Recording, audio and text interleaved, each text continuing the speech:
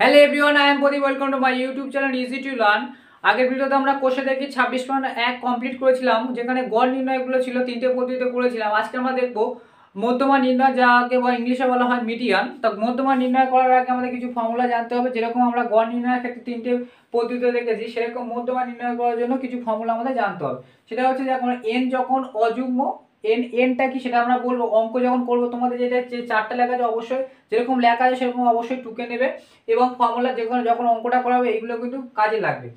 এনটা কি হচ্ছে? এনটা হচ্ছে পরিসংখ্যা, যেখানে যেন 10 জনের বয়সের গড় দেওয়া আছে, তা 10 জন হচ্ছে এনটা। ঠিক আছে, এনটা এখানে যে ফর্মুলাটা অনুযায়ী ফিরে এন দেওয়া আছে, এন হচ্ছে পরিসংখ্যার যোগফল। পরিসংখ্যার যোগফল মানে 10 জন আছে, তা 10 জন পরিসংখ্যা মানে কি 10 জন আছে, 10 জনের যোগফল। ঠিক আছে, যদি 14 জন থাকে, 14 জন হচ্ছে। ঠিক আছে, সেরকম পরিসংখ্যার যোগফল এনটা হয়ে থাকে। আর এন মানে ওই যে যদি ওয়ার্ড এবং অযুগ্ম এবং যুগ্ম হলে কি হয় সেটা দেখবে।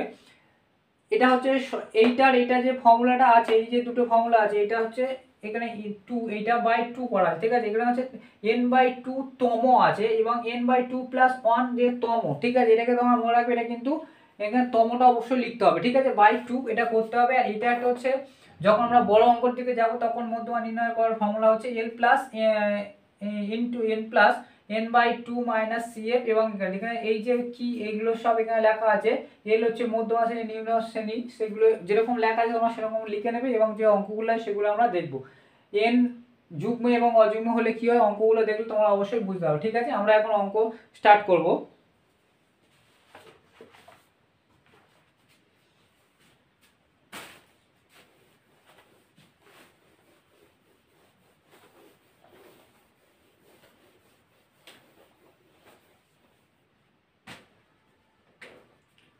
কোষে দেখি 26.2। ঠিক আছে, কোষে দেখি 26.2 এর প্রথম অঙ্কটা কি বলছে দেখো। বলছে মধুবাবুর দোকানে গত সপ্তাহে প্রতিদিনের বিক্রয়লব্ধ অর্থ হলো 107, 210, 92 এবং 52 এবং 113, 75 এবং 195। বিক্রয়লব্ধ অর্থের মধ্যমা নির্ণয়। এই মধ্যমা, মিডিয়ান এবং আরেকটা আছে তোমার মিডিয়ান এবং মোড, যেগুলো হচ্ছে কি, যেগুলো হচ্ছে আমি বলেছিলাম যে প্রথম ক্লাসে, যেটা হচ্ছে তোমার কোনো জিনিসের কেন্দ্র বার করার জন্য এটাকে করা হয়ে থাকে। তার মধ্যে একটা মাপক হচ্ছে মধ্যমা। তাহলে এই যে এর মধ্যে ভালো করে দেখে, এখানে ভালো করে দেখে যে পরিসংখ্যান বলছে যে এতগুলো আছে, কতজন মানে কত দিনের আছে দেখো, 1 2 3 4 5 6 7। তা 7টা হচ্ছে কি এন। তাহলে এখানে যে 7 দিনের বিক্রয়ের অর্থ দেওয়া আছে, প্রতিদিন একদিন একদিন করে। এবার এর মধ্যে মধ্যমাটা কি, তাহলে এখানে আমরা যেখানে বলেছিলাম এন বলেছিলাম, এখানে বলেছিলাম একটা ফর্মুলা আছে এন সমান সমান অযুগ্ম আর এন সমান সমান যুগ্ম। এন সমান সমান এখানে দেখা হচ্ছে এনটা কি 7 দিনের আছে, মানে এনটা হচ্ছে 7, যেখানে এনটা হচ্ছে 7। ঠিক আছে, তো এটা হচ্ছে কি যুগ্ম না অযুগ্ম? অযুগ্ম। অযুগ্ম হলে ফর্মুলা কি, অযুগ্ম হলে এখানে লিখতে হবে, এখানে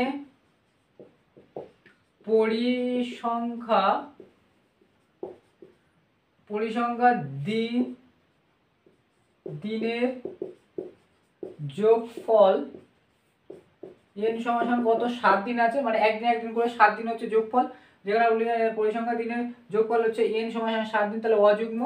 অযুগ্ম হলে তাহলে এখানে লিখবো যে মধ্যমা সমান কি হবে, এখানে বলেছিলাম ফর্মুলা হবে এন বাই টু। অযুগ্ম হলে এন বাই টু এর ফর্মুলা হবে। ঠিক আছে, এন বাই টু, এটা আমাদের ফর্মুলাটা ইউজ করতে হবে। N plus one by two, n plus one by two, এটা এই ফর্মুলাটা ইউজ হবে। N plus one by two, তাহলে এন কত 7, আর সাথে সাথে 1 যোগ বাই 2 কত হচ্ছে 8 বাই 2 বাই কত হচ্ছে, কাটলে হচ্ছে 4। এবং তাহলে এখানে যে দেখো এর মধ্যে 4, যেটা 4 নম্বর দিনটা হবে কি, 4 নম্বর দিনটা এটা হবে মধ্যমা। 4 নম্বর দিনে কি যে 1 2 3 4 মানে 52 হতে, তাহলে 52 এটা হচ্ছে তম হবে। তাহলে 52তম, এবার 4তম, তাই 4তম দিন, 4তম এখানে কি হবে 4তম দিন। অতএব মধ্যমা হবে কি 4তম দিনে যে অর্থটা আছে সেটা হবে মধ্যমা। ঠিক আছে, এটা হবে এত টাকা। ঠিক আছে, এটা হবে এত টাকা। বুঝতে পারলে যেখানে যুগ্ম এবং অযুগ্ম কেন বলেছিলাম সেটা। ঠিক আছে, এরকম শর্ট কোশ্চেন কিন্তু তোমাদের পরীক্ষাতে আসবে। এগুলো ভালো করে দেখবে, প্রতিটা অঙ্ক কিন্তু ভাইটাল আছে। এবার দেখো দুইয়েরটা কি বলছে, দুইটা বলছে কিছু কিছু পশুর বয়স হলো 6, 10, 5, 4, 9, 11 এবং 20 এবং 18 বয়সের মধ্যমান নির্ণয় করো। তাহলে মধ্যমান নির্ণয় করেছে এবং কিছু পশু বলেছে, তাহলে কটা পশু আছে দেখো 1, 2, 3, 4, 5, 6, 7, 8, 8টা পশু আছে। দেখে লিখবো যে কিছু পশুর সংখ্যার যোগফল, যেটাকে আমরা n ধরছি, যোগফল কত হচ্ছে 1, 2, 3, 4, 5, 6, 7, 8, তাহলে হচ্ছে এটা 8। ঠিক আছে, 8 হচ্ছে, তাহলে আমরা লিখবো অতএব মধ্যমা সমান সমান কি হবে, এটা হচ্ছে যুগ্ম, তাহলে এটা যদি যুগ্ম হয় তাহলে লিখে লিখবো এখানে লিখবো এখানে পরিসংখ্যার যোগফল যুগ্ম হওয়ার মধ্যমান নির্ণয় কি হবে, মধ্যমান তোমার নির্ণয় হবে n/2 এটা, আর n+1/2, n+1/1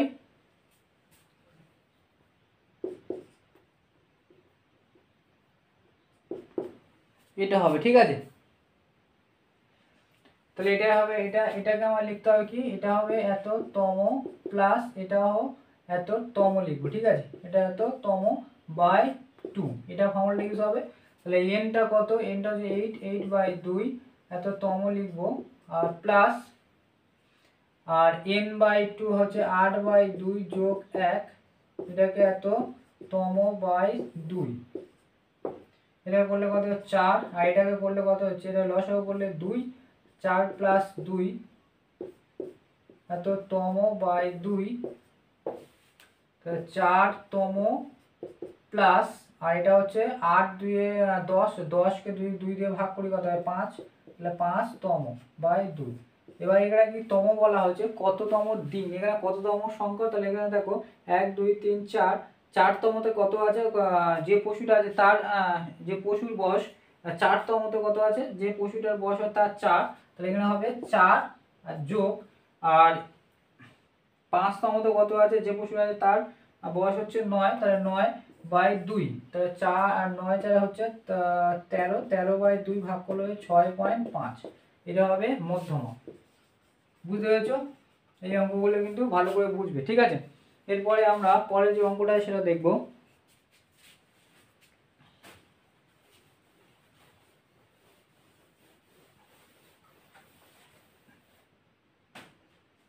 তিনেরটা বলছে 14 জন ছাত্রের প্রাপ্ত নম্বর হলো 42, 14 জন আছে 42, 51 এগুলো নম্বর দেওয়া আছে, প্রাপ্ত নম্বর বলেছে। এখানে দেখো 14 জন বলে, তাই এটা এনটাও কত 14 জন, তাই লিখবো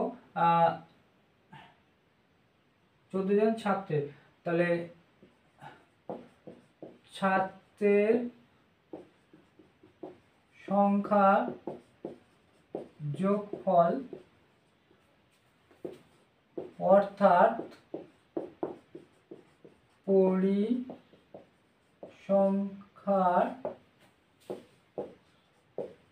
যোগফল n সমান কত 14, অতএব n হলো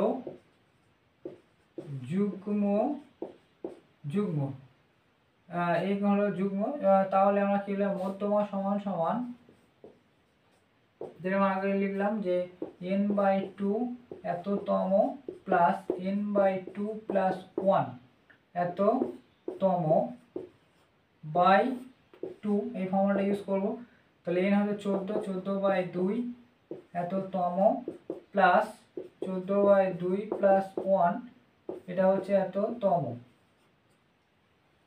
বাই 2, এটা বলে হচ্ছে 7তম প্লাস, এটা হচ্ছে 7 + 1 মানে 8তম বাই 2, তাহলে কি হবে 7তম এবং প্লাস 8তম বাই 2। ঠিক আছে, তা 7তমতে যে ছাত্র দেওয়া দেখো 1 2 3 4 5 6 7, 7-এ যে 7তমতে যে ছাত্র নম্বর আছে কত 50, তাহলে এখানে হবে 50 প্লাস 8তমতে কত আছে 8তমতে 52, তাহলে 52/2, এটা যোগ করলে কত হচ্ছে দেখো 52 মানে 102/2, এটাকে ভাগ করলে কত হচ্ছে 51, তাহলে যৌগিক মধ্যমা কত হবে 51, ঠিক আছে।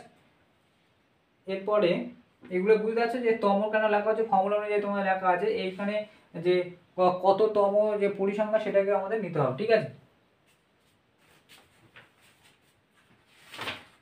এরপরে আমরা 4-এর অঙ্কটা দেখব।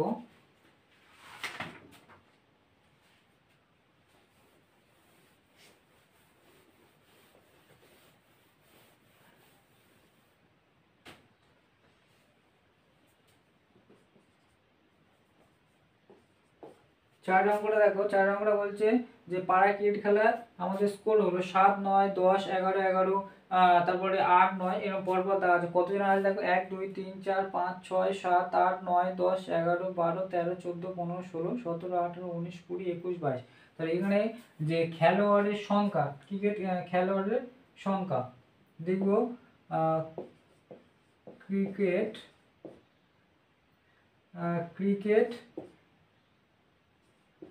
খেলোয়াড়ের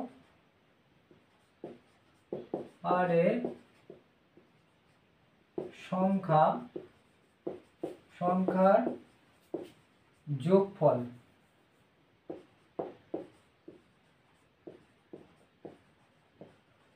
অর্থাৎ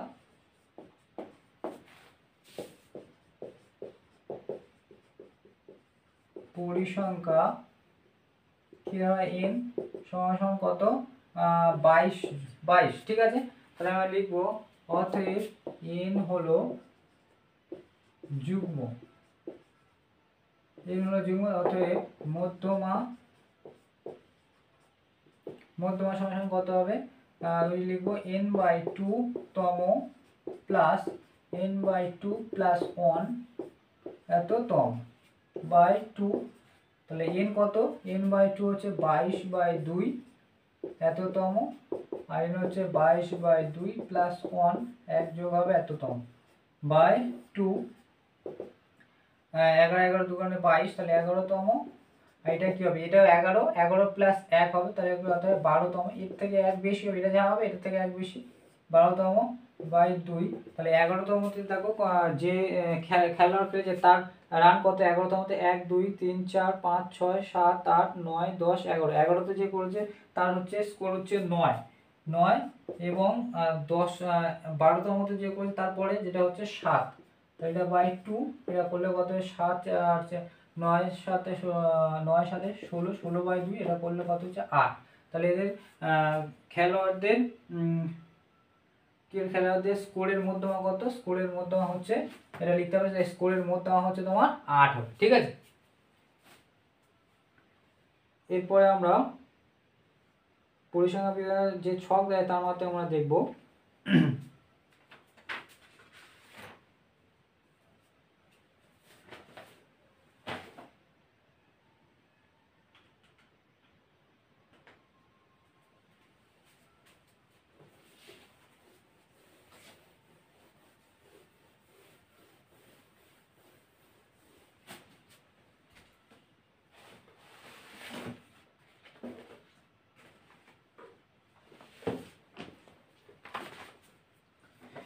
এবার দেখো এর মধ্যে বলছে নিচে 70 জন ছাত্রের ওজনের পরিসংখ্যা বিভাজন ছক ও থেকে ওজনের মধ্যমা নির্ণয় করি। ওজন দেওয়া আছে এবং ছাত্র সংখ্যা দেওয়া আছে। তাহলে এখানে থেকে দেখো এখানে এটা হচ্ছে 5-এরটা, এর ক্ষেত্রে আমাদের একটা জিনিস করতে হয় ক্রমযৌগিক, যেটা আমরা 9-এ শিখেছি। ক্রমযৌগিক মানে পরপর যোগ করা, ক্রমযৌগিক পরিসংখ্যা বার করতে হবে। পরিসংখ্যা বার করতে হবে একটা হচ্ছে প্রথম হচ্ছে ওজন, যেটাকে ওজন হচ্ছে যেটা কিলোগ্রাম, যেটাকে xi ধরবো, আর যেটা হচ্ছে ছাত্র সংখ্যা, যেটাকে আমরা ধরবো f পরিসংখ্যা, আর এখানে লিখবো ক্রমযৌগিক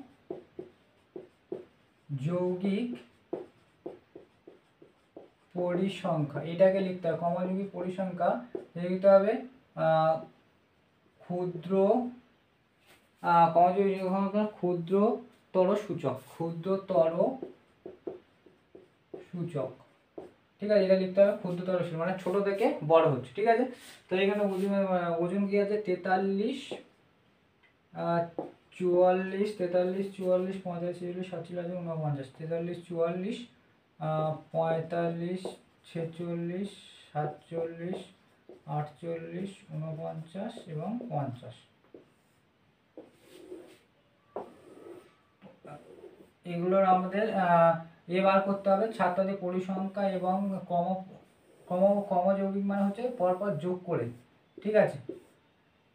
তাহলে এটাকে আমরা ছাত্রদের সংখ্যার পরিসংখ্যা কত হচ্ছে 4 6 4 6 8 14 8 14 12 8 14 12 10 11 10 11 5, ঠিক আছে।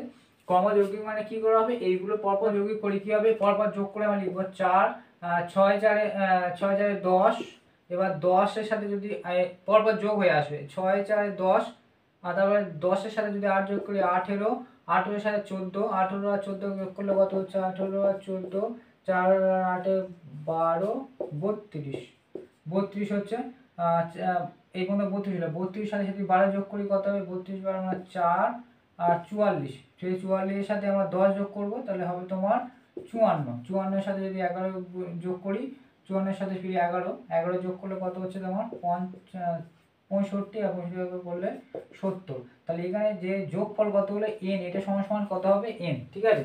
এইটাকে আমরা n ধরো পরিসংখ্যার যোগফল, মানে এগুলো হবে পরিসংখ্যার যোগফল, ঠিক আছে।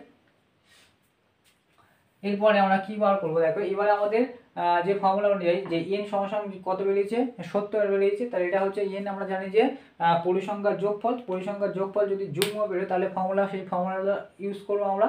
তাহলে এখানে লিখবো তোমরা নিচে লিখবে যে n হলো যুগ্ম, অতএব মধ্যমা হবে, যুগ্ম হলে কি হবে n/2 তম প্লাস n/2 তম প্লাস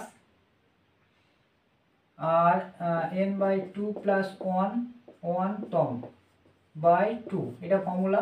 তাই n হচ্ছে 70/2 তম, 70/2 মানে হচ্ছে 35।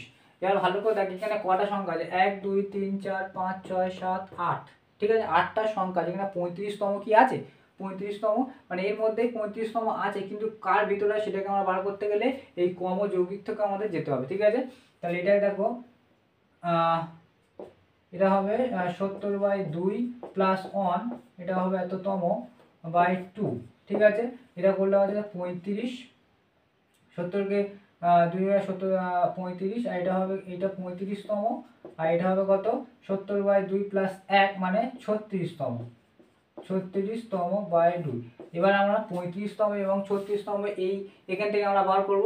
তাহলে এখান থেকে 35তম আমরা কীভাবে বার করবো ভালো করে দেখো, এই কর্মযৌগিক থেকে আমরা বার করবো। এবার 35তম 35 কার মধ্যে আছে, এর মধ্যে 42 এর মধ্যে 35 নেই, তাহলে এর ভিতরে 35 আছে, এর মধ্যেও 36 আছে। তাহলে ভালো করে দেখবে এইটা হচ্ছে কি 47, ঠিক আছে। 35 এবং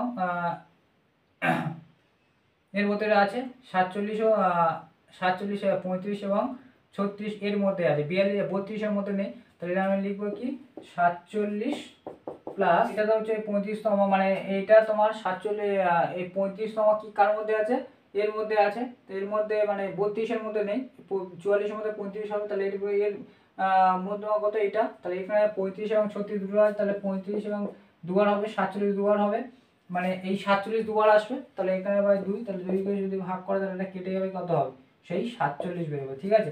তাহলে এখানে আমাদের এখানে পরিসংখ্যান বিভাজন, তাহলে লিখবে পরিসংখ্যা বিভাজন তালিকা, এটাকে লিখবে, ঠিক আছে। এবং এটাকে বেরোলো। আজকের এই পর্যন্ত থাকলো, নেক্সট ভিডিওতে আমরা যে পরের অঙ্কগুলো সেগুলো দেখবো। আমার ভিডিওগুলো যদি ভালো লেগে থাকে অবশ্যই লাইক এবং সাবস্ক্রাইব করে এবং দেখার জন্য অবশ্যই সবাইকে থ্যাংক ইউ।